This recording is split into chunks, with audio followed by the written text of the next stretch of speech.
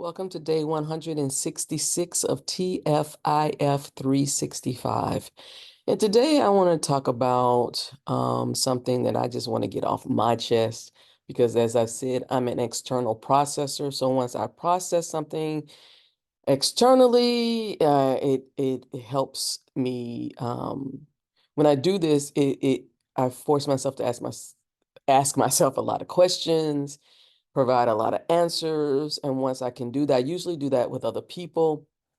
Um, because it's just, the feedback. It's not even the feedback loop. I really don't need them to say anything, honestly. I just need the the ability, the safety of just processing what I'm thinking and I'm feeling. And one of the things that keeps coming up for me, particularly since I've retired, the anti-racist economist and all of that fight that went with that, I was good at what I did. I could go head to head, toe to toe with the best of them. And yet, doing all that fighting, it doesn't align with supremacy free, coercion free, discrimination free, and exploitation free.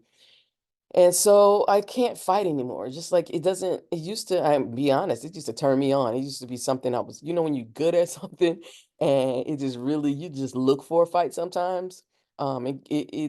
Everything is an opportunity to convert, but no long, but since I'm not even there anymore, and I'm not even gonna say convince or convert, but defend. I spent so much time in my life defending who I am, defending my choices, defending just one be alone, just people leave me alone, just defending me, just my existence needed to be defended. And I'm no longer doing that, no longer defending my right to exist in the world unmolested by systems, institutions, and policies that are designed to privilege the few at the expense of the many. And far too often, I am part of the many with most of us. But what this is I really want to. I've been really processing the fact that both of my parents are no longer in my life. My father passed away almost 10 years ago, and it'll be in August, 10 years. And I have not spoken to my mom since August 1st of last year. So since both of my parents are not in my life, um, when my father died, I know it took me 5 years of grieving, of mourning, to really just get past it and understand and be okay. That's what I'll say, be okay. It took 5 years. And so I have to own up that I'm still mourning the fact that my mom has chosen not to be in my life at this point. And I say chosen because um, when someone does not respect your boundaries and you may have made that clear and you make it very clear that there is no alternative. You either respect my boundaries, which are very clear, and you understand, or you don't. That's a choice when they choose not to. For whatever reasons, I don't know. I haven't spoken to her, so I don't know why she's chosen to do what she's done.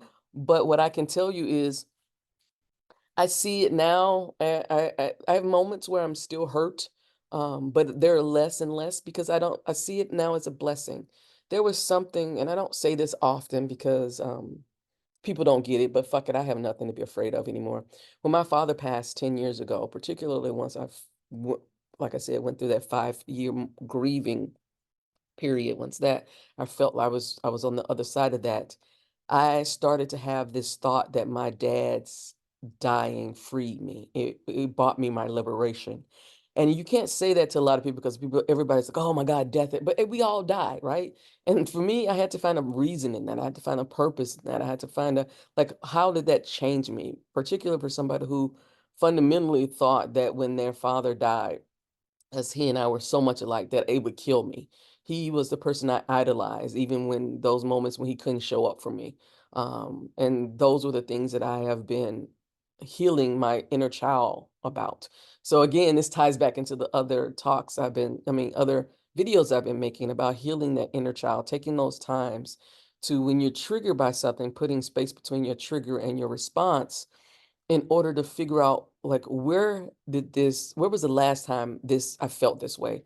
Where was the first time I felt this way? And was this um a way of whatever this was, the fact that I am still dealing with it, what strategies, what masks, what coping mechanisms did I put in place to deal with the trauma of whatever that thing was, right? And so, my dad had such a strong personality. We both have strong personalities, but his dominated mine. And so his making his transition allowed me to stand in my truth, allowed me to not be in anybody's shadow anymore, allow me the sun to shine on me. And I know that wasn't his intent to block my son.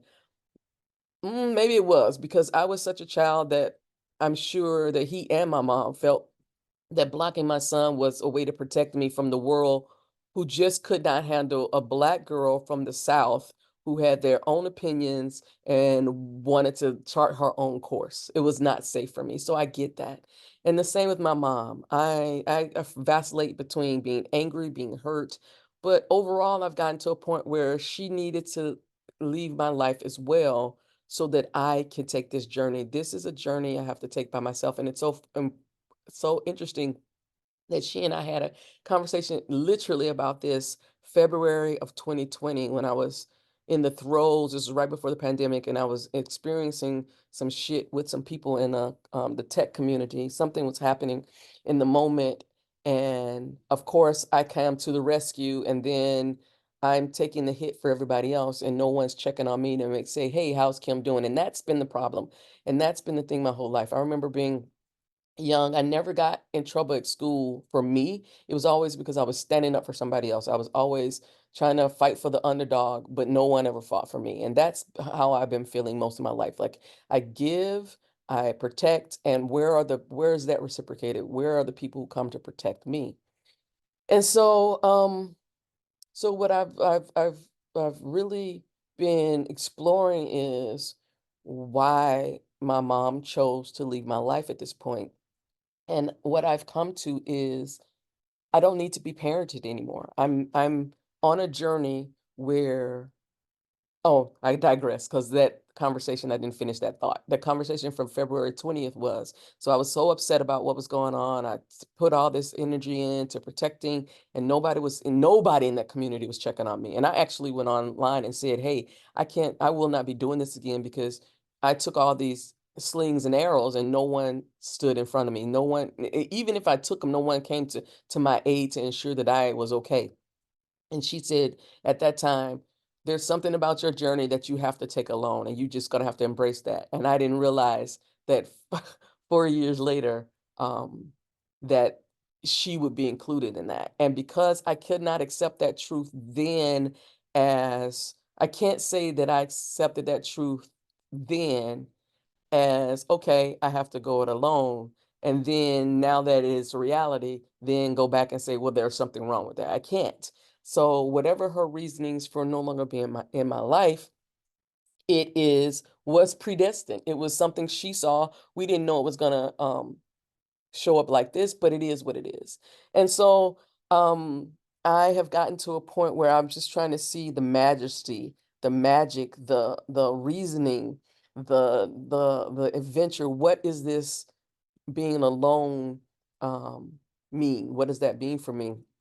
And the things that I can tell you why I say supremacy free, coercion free, discrimination free, and exploitation free has been so impactful positively for my mental health is that I've been able to come to a point where I can say that my dad nurtured my independence and my mom fed my curiosity.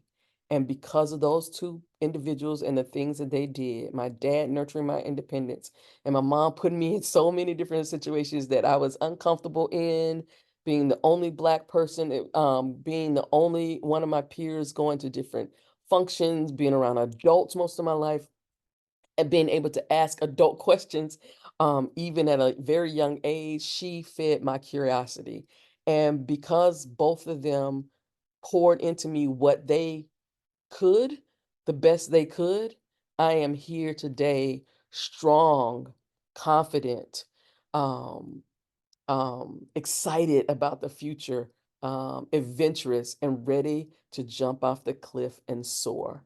So today, I don't know what tomorrow or the next moment is going to be, but in this moment, I'm so appreciative and so filled with gratitude for the fact that my parents came together and created me and instilled in me the skills of independence and curiosity, which are what make me who I am today, along with a fighter, but not fighting in the way that I used to. I'm not fighting against anything. I'm fighting for something, and I'm fighting for a world that embraces supremacy free, coercion free, discrimination free, and exploitation free.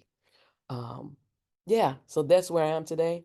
And I take off for my next adventure in a few hours. So until tomorrow, peace.